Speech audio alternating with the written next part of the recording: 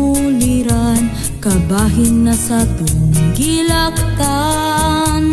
Problema kalisdanan nga nasugatan, kining tanan atong malabyan.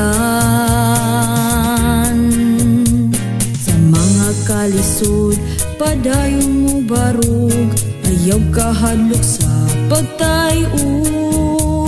Adunay man lalaban, dili tabiyaan, nahimugso sa pasungan.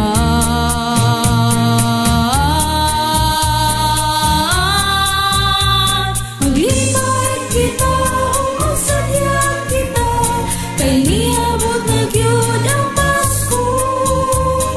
Sa ulubong tao, himayaon ta ang adlaw sa atong Ginoo. Maglipay kita o sadya kita, kay niabot na gyud ang Pasko.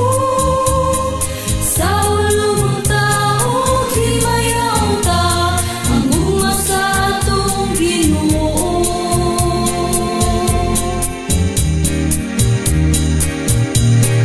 Tingin adlaw sa Pasko, ipaambit kalinaw pasaylo sa mga suliran nga atong gipasan, si Jesus ang kahupayan.